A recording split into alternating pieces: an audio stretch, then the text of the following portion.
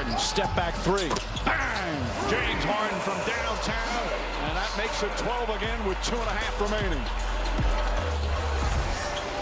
NBA fans, what's good? You are now rocking with the best. Roe Parrish here in Studio B in the great city of Atlanta, Georgia.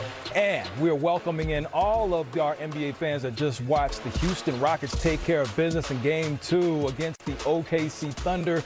Not necessarily the best performance for your backcourt, but they still figured out a way to get a win. And I'm about to win today because I got to bring in my front court buddies with me. Hall of Famer Grant Hill on one forward and the Coach of the Year, Sam Mitchell, on the other. Sam, I'm going to start with you, Coach. You look at your backcourt, you have James Harden, who goes 2 for 11 from 3, Eric Gordon, who goes 0 for 10 for 3, and then you have a essentially blowout win for the Houston Rockets. What is your immediate reaction to seeing how Houston played and seeing they got the win?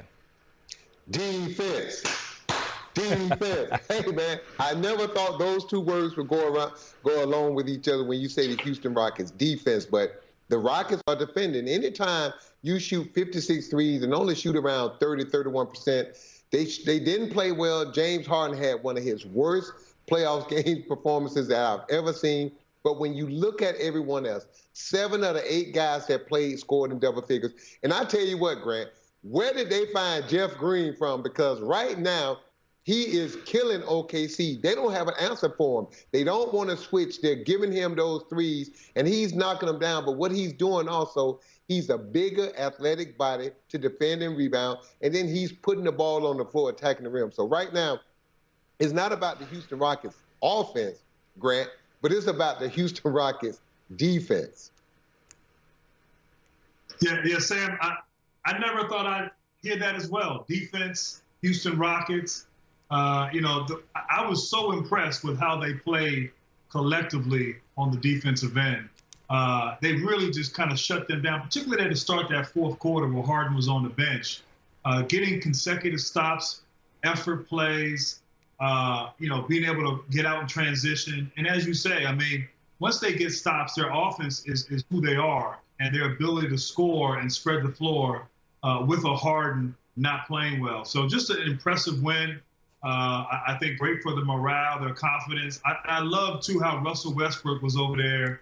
He plays with a lot of energy. He also cheers on the bench with a lot of energy. But Houston, fantastic win for them. If they can continue to play like that and play with that kind of defensive effort and intensity, they could go for a long run here, possibly in the playoffs. Russell Westbrook still out with that quadriceps injury. His backcourt mate and his Cali buddy from back in the day, James Harden, not the best night shooting. 5 for 16, still finishes with 21 points, 9 assists. We take a look at his walk-off with ESPN's Cassidy Hubbard. How can you describe how you felt out your offensive flow tonight? Couldn't make a shot, but, I'm more than just a shot maker. Obviously try to be active defensively, try to do other things to impact the game. But it's my teammates, man. They did an unbelievable job, especially in that fourth quarter of getting stops. I think we got 5-6 stops in a row and just turned the whole game around. So I'm proud of the guys. Huge win for us. Yeah, that 15-0 run in the fourth was pivotal. You were on the bench. You were very animated. Yeah. What did you see out of your supporting cast? That's what it's going to take, man. This is the playoffs. So, obviously I want to have my best game every game, but I can't, So, guys, that's what you need a team for, and guys stepped up, man. Our entire team was in the game. We were excited, and we made some big plays in that fourth quarter. Russ was also excited. Yeah, he's not out here on the field, on the court, but what type of impact did he have in your huddles? He better be cheering. He ain't got enough to do.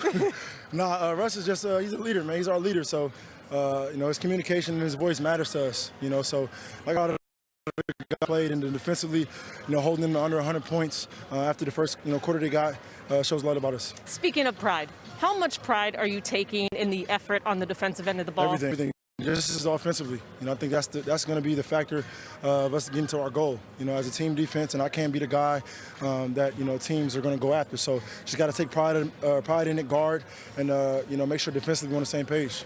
Lastly, you're up 2-0, but you're not going back to OKC. Right. So what does Game 3 mean to you? It's the same thing, man. We got to come out with the same mindset. They're not going to go away. They're a vet team, leader by Chris Paul. And we got to just go out there from the beginning of the game and defensively have that mindset locked in. I think we didn't shoot the ball well tonight, but defensively won us the game. Well, you shot it at a historic pace from 3, but you still got the win. Thanks, James. Appreciate it.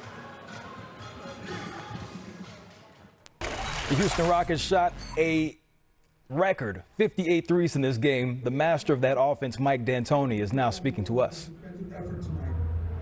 Well, the second half was, I thought, incredible. That won us the game. The first half we lacking a little bit here, a little bit there. We weren't quite on point with some of the game plan, and they corrected it, and I thought the second half was terrific and actually won us the game. Jonathan Fagan. There we go. Hey, John. Along those lines, how meaningful, I mean, any playoff win is meaningful, but how meaningful is it to be able to win a game like that when you want to have a long playoff run?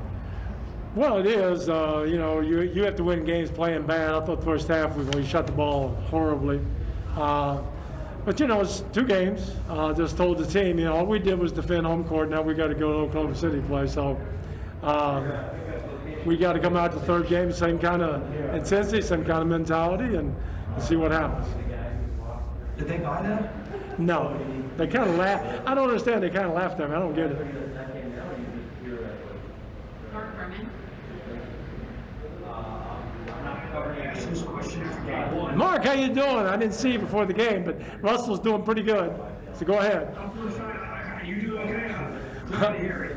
I'm doing fine. Thanks, Mark. I want to start with the home court advantage. So anyway, we asked you after game 1, you're beating these guys by double digits, again without Russell Westbrook. What does that mean? What does that say about where you guys are at?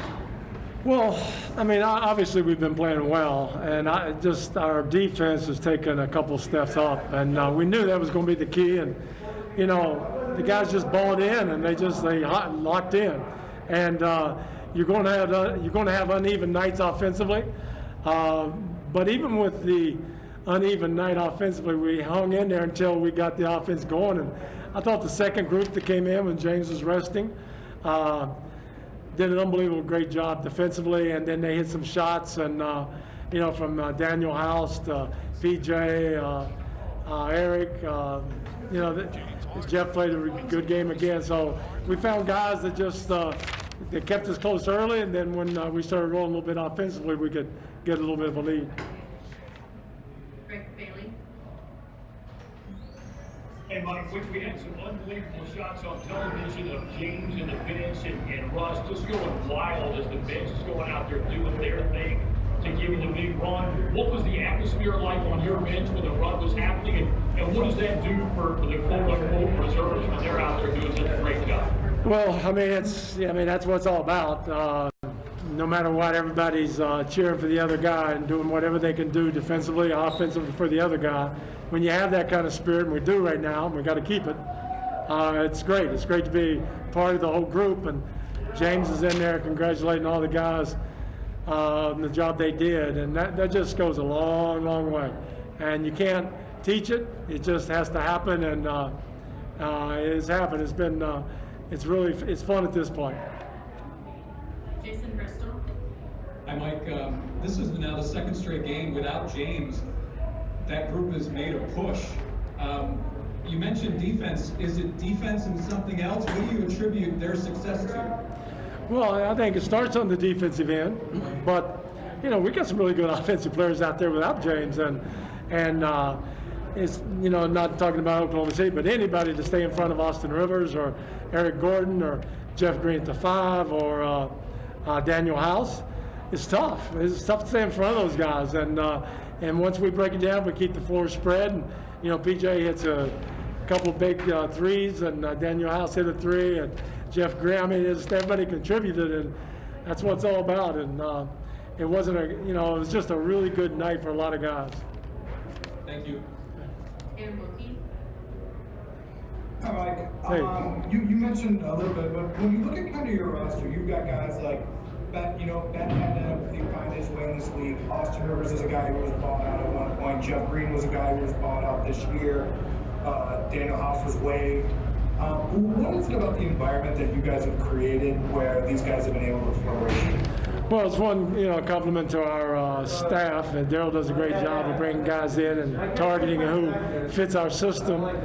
And And then, you know, James and Russ, PJ, when you play with veterans, they get confidence. And, you know, everybody gets the NBA at some point. They've kicked some tail somewhere. They're good. Now it's just put them in the right spot and get the confidence up and having players believe in them. And they can, you know, they're like anybody else. There's a very fine line between being real good in this league and just being in the league. And it's easy to get up there. So just, you know, kudos to those guys and our general manager and his staff to get the players we need. And like 2 games in, you've got kids who want contributions from Daniel House, Eric Gordon, Jeff Green, and others. Is this kind of what you want with every single year's star players? 100%. And, you know, when Russ comes back, we should be even better, hopefully. Excuse me. But, yeah, I mean, that's what we're looking for. And, you know, they got to do it. It's easy to look for it. It's a lot harder to do it. But right now, these guys are clicking. And great spirit, following everything the coaches are saying. So they're doing a heck of a job.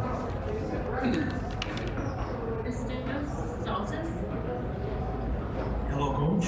Hey, Chris. Congratulations on the nice win. Hey. Let me ask you, you have 2 feelings against Hunter.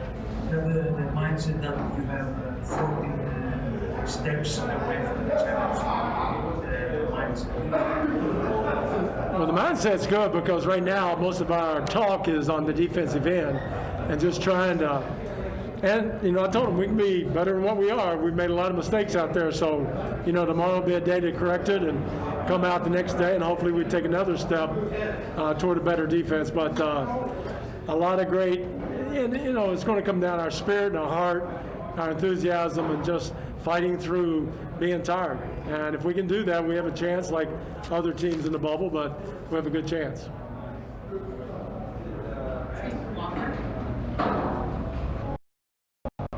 Mike, what was clicking there in that big run to open the fourth quarter? You know, you just kind of blew up in the game and took control. Well, I thought it started with their defense, and it created some lanes. We got out and we played fast and able to kick it out and find the guys. I thought earlier we would drive, but we didn't have the patience to kick it out, and we took some hard shots at the rim, and Noel and different people were beating it up, and we either weren't finishing. So after we did that, then we made a couple easy passes on the perimeter, and we started hitting a few threes, and combination of good defense and good offense, and got us a little separation. Molly Parmigiani. Ask you, the guy on defense, I know at one point tonight when James said 2 guys in the nail, and they were kind of collapsing on James and kind of left the corners open. Just your thoughts on that and how well you think that your players What was that last one? I'm sorry. were you impressed with how aggressive you were? I couldn't hear that. Were you impressed with what again, sir? Sorry, it's me, man. It's me. I can't hear. Were you impressed with the way Daniel House, Eric Gordon, and Jeff Green and others were kind of being aggressive when they were loading up James? Very much so. That's what we got to do because, you know, people are going to load up, and there'll be nights like this where, you know, James will start it but just can't get to the hole, and you know, Dort does a great job, and they played him as well, but that's when the other guys got to step up, and they did, and yeah, I thought that was impressive. And you know, we've been using James in the middle as a screener, especially with Jeff, and it creates some opportunities for other guys and for Jeff. And Jeff hit a big 3 on that one play. But yeah, the other guys, you know, are playing well, and it seems like, you know, Ben didn't get much of a chance in Cove, and Austin was great the first half. But you know, we have a lot of guys that can step up and do it. We'll take 2 more. Ben DeVos. Mike, the camera showed Russ being throughout the game, not just in the run, being extremely active, having a big coaching role, it seemed like. I know he's sidelined as a player, but talk about the value that he's had just with his leadership on the sideline. Well, it's just his enthusiasm, and you know, we have to generate our own enthusiasm. We don't have the fans here, so it's really up to the bench and players that aren't playing, players that, you know, will come in to generate the energy you need to, you know, get you over tough times or get you over fatigue battle. And they've been great, and it's been led by Russell, but Tyson Chandler, who hasn't played, you can hear his voice always, and you can't put a premium on that. And Russell's been just super and encouraging, and it's fantastic. Last one, Terrence Harris. Hey, Coach, how's it going? Good, Terrence. Hey, just a quick question. I mean, getting off to this 2-0 start, does that kind of allow you guys to kind of ease back a little bit, maybe, and or ease back the urgency of getting Russ back some? I mean, kind of knowing you guys are playing, okay without him. I mean, but obviously knowing you still need him or something. Oh yeah, well, I mean, yeah, if you're down 0-2, then yeah, that puts you in a different position as 2-0. But we're going to be careful with Russ. He's too valuable to just throw out there no matter what the situation is. He's going to be well, and we can't wait to get him back. But this does help, but it helps a lot of different areas. But yeah, you're right. But we're going to be careful with it. Thank you both. Thanks, guys.